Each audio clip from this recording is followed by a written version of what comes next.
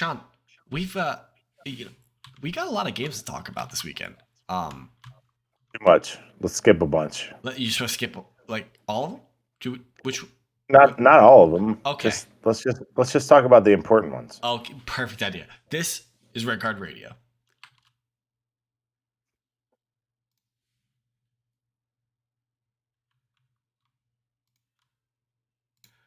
Good morning, good evening, good afternoon. Hello, everyone. Welcome back to Red Card Radio. This is our preview episode of match week 18 and then match week 19, or match day. However, I'm not really sure how to say it.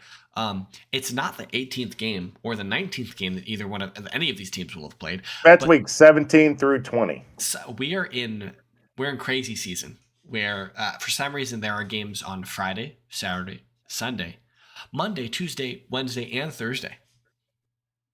Wow. All before the FA Cup kicks off next weekend on Friday, or a week from today on Friday, or something like that. It's stupid. But that's great for you because you've got a lot of Premier League to watch. And it's great for us in kind of the same sense that we get to watch a lot of Premier League. So let's dig right in. But before we do that, if you're new here, and this is the first time you've stumbled across Red Card Radio, first, hello, thank you, greetings. If you could be so kind, hit that subscribe button, ring the sub notification bell, and drop us a comment. Introduce yourself. We'd love to hear from you. If you're on a podcast site, rate it 5 stars if you're able to.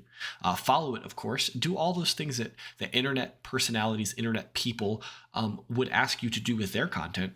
Just do the same things for us. We would really appreciate those same things, and they would help us out tremendously. So yeah, without further ado, the Premier League. Do you just want me to read off a laundry list of football matches to confuse everyone? Yeah, that's good content, right? Do it. All right. We're gonna split this up in blocks of 10. Okay. So starting on Friday, which is today, if you're getting this, if I've uploaded this podcast on time, you are getting this today. Which, who knows, it might not be. But Friday, we've got West Ham hosting Brentford, and then Liverpool, Leicester. Then on Saturday morning, we got Wolves, United, Bournemouth, Palace, Fulham, Southampton, City, Everton, Newcastle, Leeds, Brighton and Hove Albion hosting Arsenal. And then Sunday morning, we've got Spurs, Villa, and Forest, Chelsea. So if we just take those first 10 matches, what stands out to you, Sean? Well, that Brighton Arsenal game is going to be pretty good. Because it's at Brighton, at the Stadium of Light, I believe. The Amex. Not Stadium Amex. Light. Yeah. That's Sunderland, isn't it? Yeah, I think so. At the Amex. It's going to be at the Amex. Very different. A lot of difference. At the Amex. That's going to be a tight one, man. Brighton are playing really well this year, despite losing Graham Potter. And everyone else. And literally everyone. Well, most of what they lost was the recruitment, which doesn't matter this year because they've already recruited. Well, they also lost Cucurella, Basuma. All that's true. I forgot that we had Basuma. They do. That's weird for me. They will probably have World Cup winner McAllister back. Yeah, that's right. He is a World Cup. If he's not still drunk / hungover, which good for. By the way, good for him. Good for Christian Romero, Emi Martinez, all those guys. Have your fun. Like the World Cup only comes around once every 4 years, and only one country gets to win it. So have your fun, for God's sakes. You know who's probably not able to enjoy it and have fun? Who probably got a text message the minute after winning from Eric Ten Hag was Lisandro Martinez, and he's probably like, "You better get your ass back. I have a plane ticket for you back to Carrington. You bet. Let's go. No parties." All that Budweiser that they sent to Argentina, you better not have one of them. Yeah, I swear to God. I hope Martinez left Ten Hag on red and didn't look at that message. Oh, Lisandro deserves it too. Just enjoy your. I'm a big Argentina hater. True. But even still, you can't hate on a World Cup winner. Go ahead and have your fun. Yep, exactly. Okay, yeah. So I don't expect to see Romero till mid-January, and I'm cool with it. I mean, I'm cool with that too. we play each other soon because like in a couple weeks we play each other, don't we? So if he wants to He'll sit be out, back for that. if he wants to sit out until then, until after that, I'm cool with that too. He'll be back for that. Yeah, of course he will. He'll be back this weekend. I'm sure. I'm sure all of the Argentinians will be back in the lineups this weekend. I mean, Martinez is 100% in goal against Liverpool. It's been what? It's Or not been Liverpool, Spurs. 2 weeks. 2 weeks a party. Yeah, they won on the 18th. The 18th was the final, and we're Yeah, now so on the it's 28th. solid. 10 days so Yeah, far. 10 days, so a week and a half. By the time you're listening to this podcast, it will be the 30th, and by the time Yeah. Emi Martinez is in goal against Spurs, it'll be the December 32nd, also known as January Yeah, 1st. And the only one we're missing out of the final is Lloris. Yeah, which was strange to me. Why didn't he play? He was distraught over losing the final. Okay, William Saliba. Man, he played it. Okay. William Saliba was distraught. Listen, Lloris is 35 years old. Saliba's like 20 something. True. Like bodies bounce back different. All right, he needed a little time off, little Christmas time with his family. It's okay. We got Forster. He's a goalkeeper. Get in the goal. I'm trying to defend him. Goalkeepers aren't real people anyway. I was also confused, but I'm trying to defend him. Your boy Langley was playing. Where was? Why was? He's French. He wasn't on the French national team. But he's French. He's not on the French national team. Right. He's not. He's barely good enough to make Tottenham. Yeah, he's not making a national team. That is true. That is big facts from Sean tonight. Yeah. So like we were talking about this before we started recording, and when we compare the slate of games at the weekend compared to the slate of games at midweek, it's night and day difference. Like the weekend games are like when you look at like levels like games, you look at, you're like, oh, I want to watch that. Liverpool Leicester does not jump off the page to me because Leicester are trash. City Everton. City's about to score 100 goals against Everton. Holland's going to take out all of his World Cup not making frustrations. Yeah. Like he's going to bang a bajillion past him. And so we selected Brighton, Arsenal, and Spurs Villa not because we're homers, which of course we are homers. It's the only games that are close. Yeah, those are the games that we think are probably could be exciting. I guess Newcastle Leeds maybe because Leeds like are never give up and they fight in every game. But Newcastle should put like 3 past Leeds. Like let's be honest. Well, see, the thing is like Brighton home. Yeah, it's tough. It's tough. It's tough to play the way they're playing this year. So no matter who you are, whether you're leading the league or not. Yeah. So that makes Brighton Arsenal a game, and then Spurs Villa. Villa are no pushover. Yeah. And the way Spurs are playing, we're probably gonna go down 2-0 early. Oh man. Like you know what I mean? Like it's gonna be the game to watch. And then can Spurs claw their way back to rescue a point? Like that's just the way it's been recently. That I will be excitedly looking forward to that. Is you know how bad I'm broken down as a fan? Is I just wish we just go down 1 and then we claw our way back. Like I've reduced myself to instead of we shouldn't give up any goals, it's that we always give up 2 goals and maybe we could just give up 1.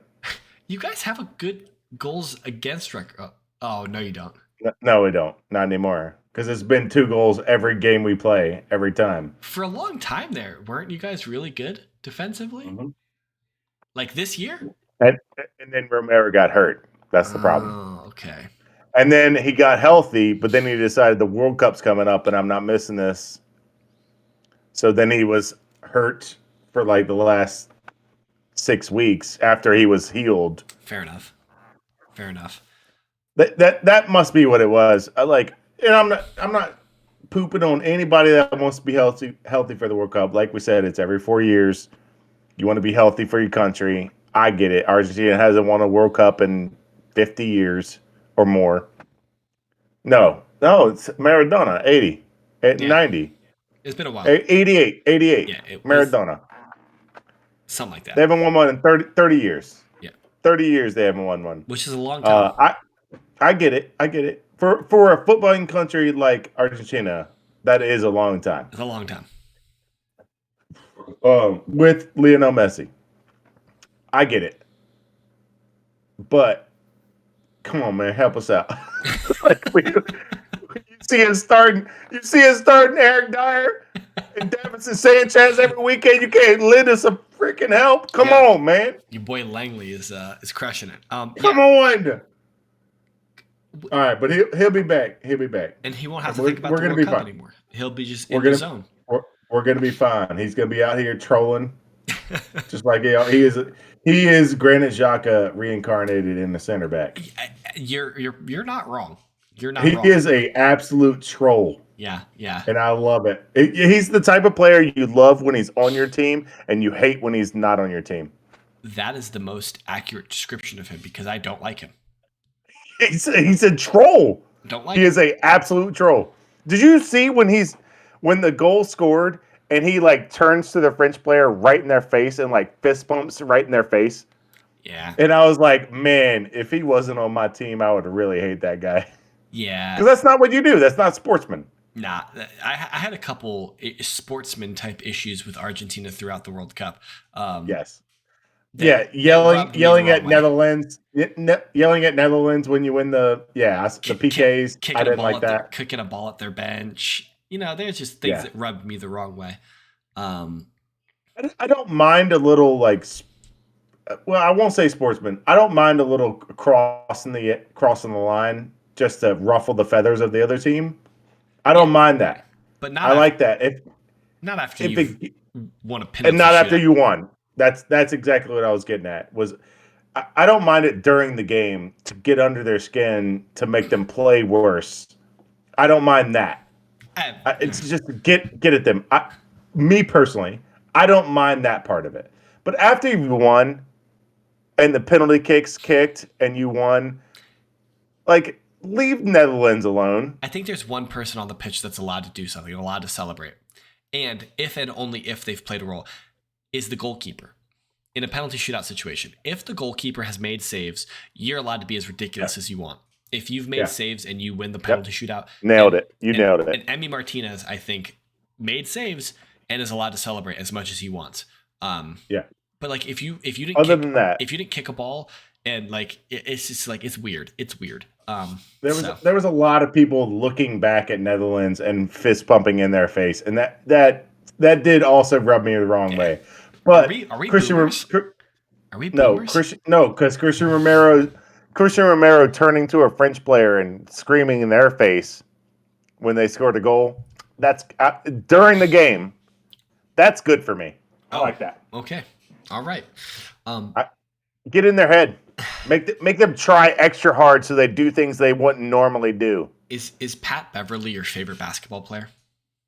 No, but I do like Pat Beverly. I hate Pat Beverly. Yeah, I love it. I love that he just gets under the skin of everybody. I love when him and Rajon Rondo both went into the opposing team's huddle. While the timeout's done, they're still huddling, so he just goes in their huddle. I love it. Do it. Piss them off.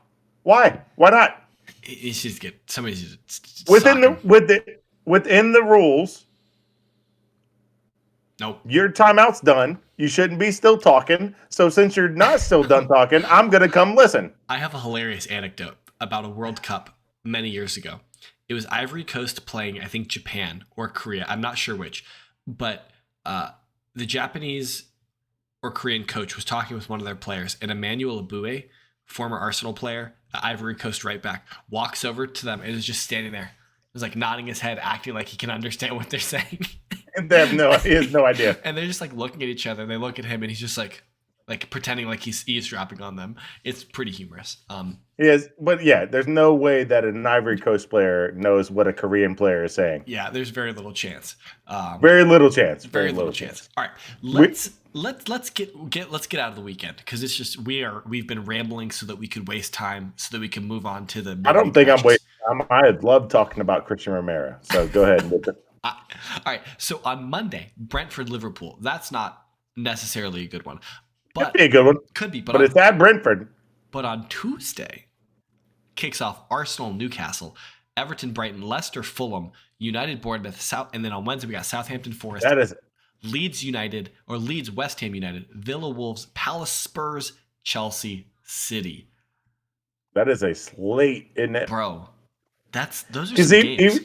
even the stuff we're not about to highlight, Everton Brighton, that's going to be a good one because it's at Goodison.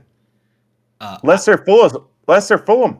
That's the one I'm looking at. Is like Leicester Fulham Like and Leeds West Ham. Those are the two games. These are some games. Like I said, Brentford, Liverpool at Brentford. Yeah, Liverpool need to be prepared. We talked about this in yesterday's episode. If you guys remember, if you haven't seen it, you can flip back and take a look at that about Brentford. Is that they've been competitive. They've played really well against the other big clubs this year. So like Arsenal, United, if Liverpool Spurs, if Liverpool go into London half-ass, they're getting beat. Yeah, I can tell you firsthand. Brentford will beat your butt. It's like that's the thing about Brentford is they're not an easy game. So like when I'm comparing this to the other games, like I'm like, okay, yeah, there are some good. Now there's some throwaway games like Southampton Forest is probably going to be dross, but that's a levels game.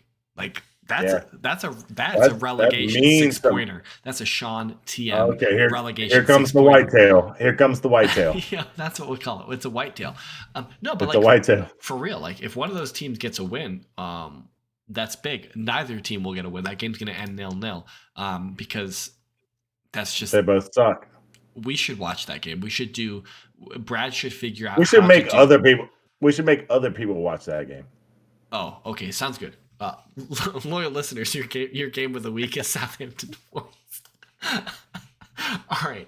I mean, I think I'm excluding Chelsea City because like that's an obvious like big boys against big boys. Yeah. We've got the Sean hated away trip to Crystal Palace. So like I've been telling you guys for 2 years, away to Palace is our kryptonite. We are going to lose that game. Arsenal, Newcastle. Now, luckily, it's in London. That makes me feel better, but I don't want to play Newcastle right now.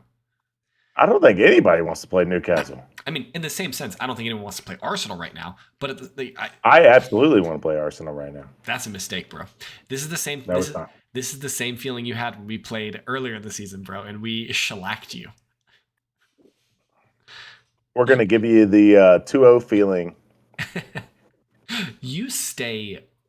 This has been your MO all season, though, in that you think Arsenal are not good. I don't think you're as good as your points. I listen. Yep. Listen, everyone. Give me the Bill Parcells quote. Give it to me. You want to say it? No. You are what your record says you are. That's what you wanted? All right. No, I have a good eye for so for people listening at home who haven't watched or haven't listened for a while, I've watched a lot of football, baseball, soccer for a while. I coached baseball and football. I have a good eye for who is good at what. And I was going to apply this to Cody Gakpo, which I can after this.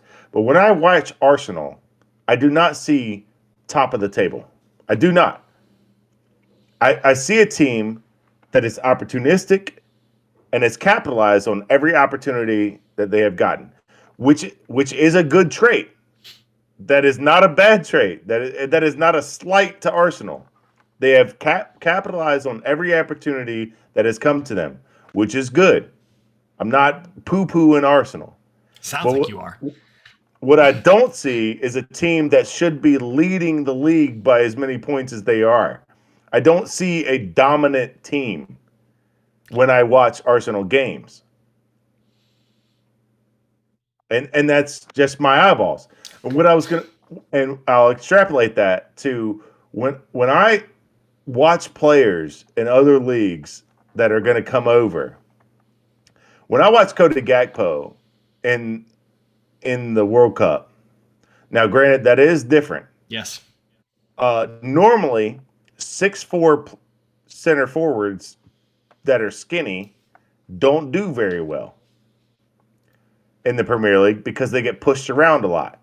But I saw a shifty guy that just shifts his hips a little bit and just avoids the contact and he just finds a way to get into the space that he wants, Yeah.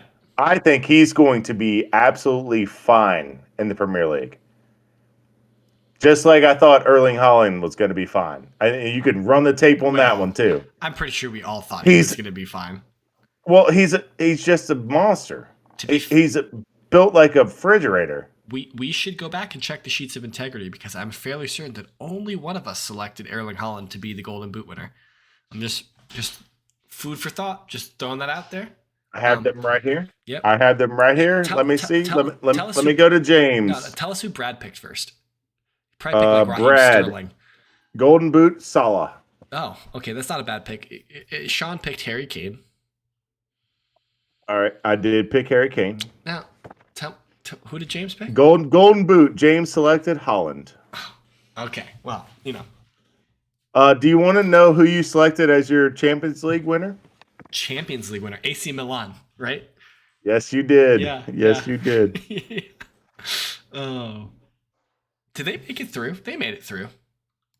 They did. Brad picked Chelsea, and I picked Bayern Munich. I also picked. Harry Kane. I said that out loud. Harry, yeah, you did. All right. We should. Well, first of all, you and I they didn't make it through. We're the closest. Like you picked Holland, I picked Harry Kane. You picked number one, I'm number two. We're right here. We're the most correct. We're splitting hairs. We are the foremost authorities on footballing knowledge around here. Like if you want to listen to actual good footballing takes, you listen to James and Sean. You don't listen to Brad. He's trolling. While I agree with that, please don't. My predictions are generally terrible. No, they're not. Your golden boot was Giroud. Your boy. Oh, you're gonna be really actually. Actually, the way things are shaping up, you might not be that wrong on your top four: City, Liverpool, Arsenal, Spurs. And if you want to go back and run the tape on when I said that, I almost put Arsenal second. If you want to run the tape, I almost put Arsenal second. And you said you're winning Europa. I did say that, yeah. I did say that. I still think we are. Golden Boot and Kedia in the Europa. Why not, man? Why not? Why not? Yo, speaking of Nketiah, he had a great game against West Ham. Very excited for him. We're a little bit in the weeds right now, Sean. Yeah, well, I love it. Slightly. I love it when we're in the weeds. So tell me why you're not excited about Palace away. What worries you? We always lose Palace away. It's just running form. Yeah. It's been like 6 years straight. We lose Palace away. Yeah. And not just that, to take it to a more technical level, Palace are a counter-attacking team with Elise and Zaha and Ayew. They like to get out and run. Yep. Out in front from an outlet pass. Those three are so technical on breaking down the first defender to get past. If all they need to get through is one defender to get through to the goalie, it's all three of them. They're gonna do it. So that is the scary part. If we pack it in and defend against Palace, we're gonna lose the game. Really? Absolutely. Because they are so technical between those three forwards. But I don't think that they're traditionally very good at breaking down teams. So no, it's not breaking down. If we pack it down and defend, I think try to defend. I don't think that's going to be the way. So you'd rather see Spurs be more expansive against Palace, and expansive take the game in a lot of ways. Take the game to Palace. But that's going to work against us in a way. Yeah. So you just that's why you're going to lose. That's why you're going to lose. I don't think it matters which way we play. How about that? But no, a free flowing game I think is the only way that we do it with Kulusevski on the field. Okay. Because Kulusevski is the only one that can create on his own. Yeah, I mean, Bentancur is good at that as well. Did I send you the video that I meant to send you? Is it a Bentancur highlight comp? Yes, it is. Then I don't need to see it, but I'm sure that because you were discounting him. I'm not discounting Bentancur. I just don't think he's as good as Odegaard. And he's way better than Odegaard. He's better than I'm going to say it, Partey. I mean, they play different positions. They don't really play the same position. Bentancur is more of a 6 than he is a 5. I thought Bentancur was more of like an 8-10 type player, more creative, more box to box. More of an 8, Yeah. I don't know. We disagree on the Bentancur Odegaard debate, and I don't think that there will ever be a time when you agree with me or that I agree with you. I don't think he's a bad player, in the same sense that I don't think Harry Kane is a bad player. I would just rather be Olivier Giroud.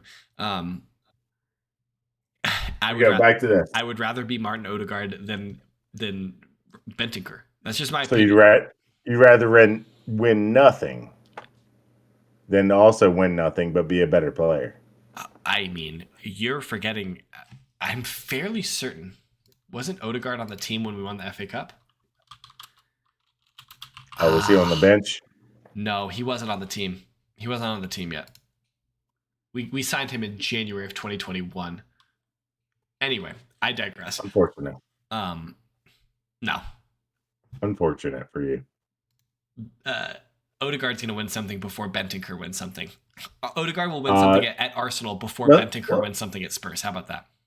Let's put a shirt bet on it. Okay. I'll buy you a Spurs shirt. You buy me an Arsenal shirt? Yep. All right. Deal. Yep. Deal. Handshake. Handshake. Done. Yep. Done. All right. The reason why I'm not looking forward to playing Newcastle is because Newcastle's freaking good. They are a good footballing team. I'm happy that it's at the Emirates, but like Eddie Howe has that team playing exceptionally well. I don't think they're that good. I have the same complex I have with you guys that I have with them. It's like it's just Bruno. It's not. It's just Almiron. Bruno and Trippier. Right. What?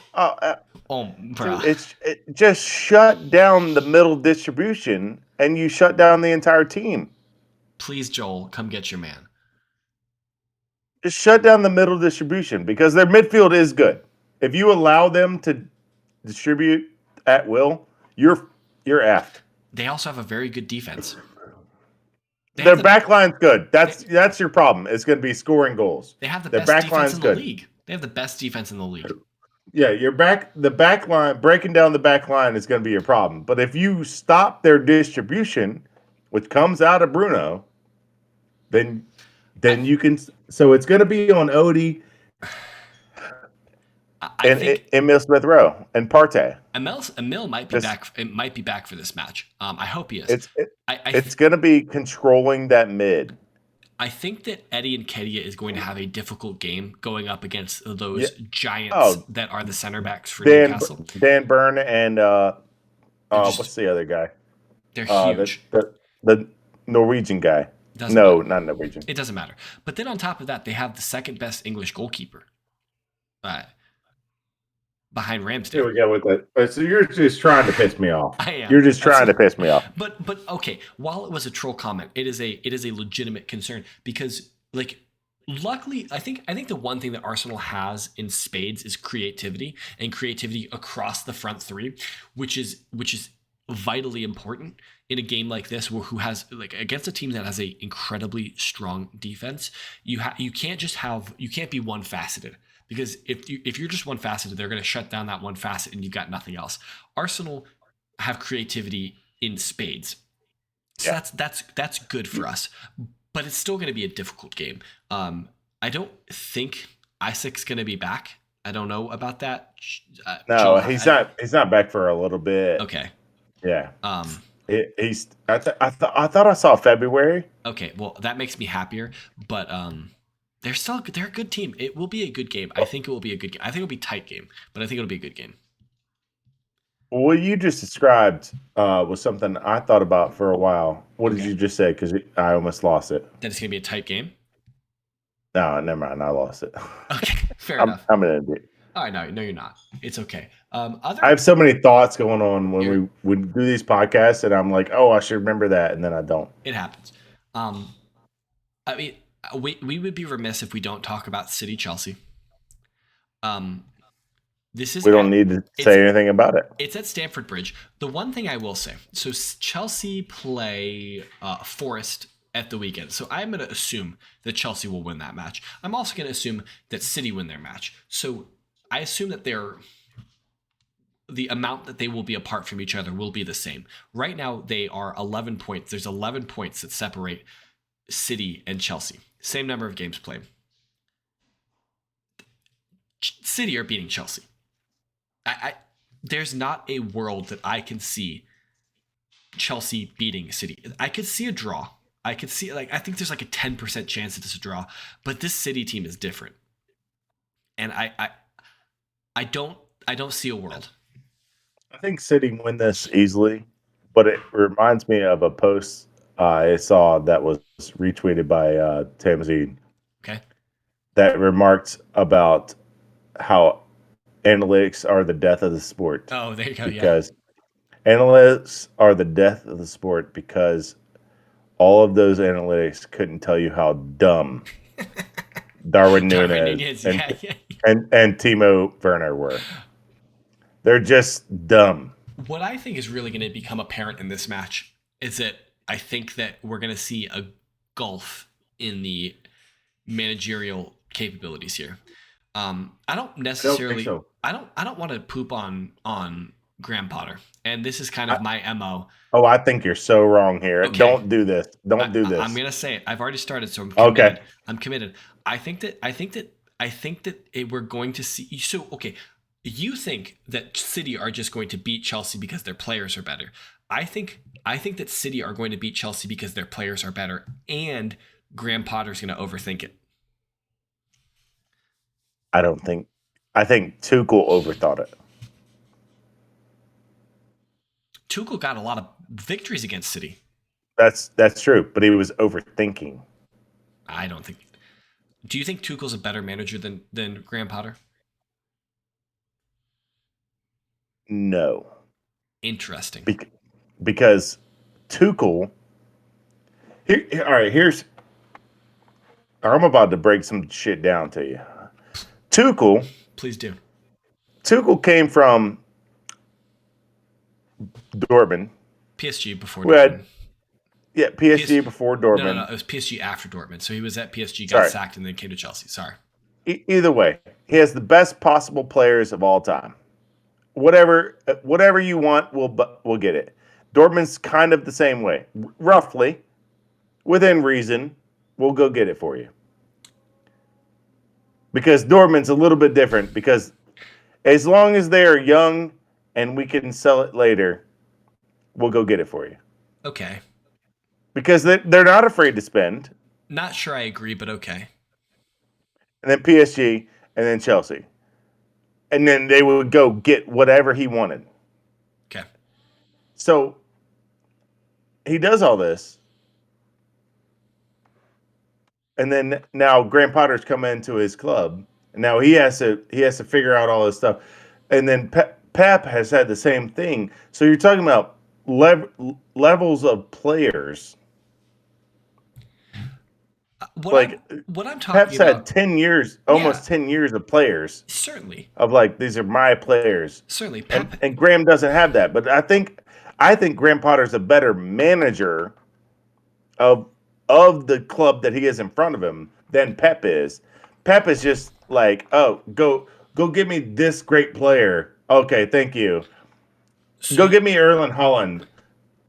you think in 3 years, once Graham Potter has been able to stamp his system on Chelsea and has all of the players that he wants, he has the recruitment pipeline on, has all these things in his favor at Chelsea, that he is going to have a more formidable side than City No. because City can go buy more players. Is what you're saying, Yes. Yes. but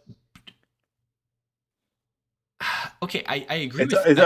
It's unfair. I mean, okay, so It's unfair to both Pep and it's unfair to I don't Graham know. at the same time. To me, in my opinion, it seems to me that Graham Potter has not been getting the results per se at Chelsea that I would expect them to. Um, what they sacked? How many games had been played when they sacked Tuchel? Like 5 or 6 in the league, something like that. It was very early on, and I would have expected Chelsea to be further up the table than they are. Especially with the way that we've been talking about Chelsea. Certainly, injuries have ravaged them. They've made interesting signings in the summer. Center forward Sterling has not kicked off like I think most of us expected him to. So I don't. Maybe it's a personnel thing. Maybe it's a player thing. But I think when you get to a position where players aren't performing necessarily at the expectation you want them to be, or you have injuries, when you're trying to like make things work, I think that's rife for a situation where a manager overthinks things and they try to cook up something magnificent in order to get this miraculous result against someone. And to me, it just kind of seems like that we're in a situation where Graham Potter is going to be like, let me try and do something funky here to throw City off, and it just doesn't work out. That's something that I could see happening. No, I just disagree because the reason we keep beating City all the time is because we have no idea what we're doing. I don't think that's true, but I think it's absolutely true because it's been 3 manager, and we just keep beating City. It's because we don't know what we're doing, and that's why we keep beating City every time we play them. Because they don't know what you're doing. Because they're robots and they only compute if this then. And they don't understand it because if this didn't happen, then they don't know how to compute. So Tottenham's out here thriving in the chaos, and City can't compete, is what you're saying. Exactly. Have you guys played them yet? Yeah. Have you guys played them yet this year? No, it was one of those Queen Elizabeth postponals. Okay. Well, that'll be interesting to see what happens. I think that's all we've got for the preview. Drop a comment below. Let us know what you guys think about these matches. Do you think that Graham Potter's going to overthink it? Do you think that Newcastle are going to beat Arsenal? All these things. We'd love to hear from you. That's really what gets us excited about the podcast, is interacting with you guys and reading your comments and doing all those things. So we really appreciate it when you guys send those things in. As always, if you haven't yet, hit the subscribe button, ring the sub notification bell, follow, 5-star, all those things really help us out. We really appreciate it. Hit us up on Twitter. That's at @whiteheart_Sean. I'm at James Tiffany. Brad is somewhere. Where in the world is Brad? That's a good question. Maybe you can find him. Maybe he's with Carmen Sandiego. We'll never know. But he's at KSBradG. We collectively are at redcard_radio. And we'd love to hear from you on Twitter. But until next time, enjoy it. You got a lot of Premier League. We will be back next week with a full slate of games at some point. We'll do something sometime. And until that time, thanks for listening. We really appreciate it. And we will talk to you guys next time. Bye.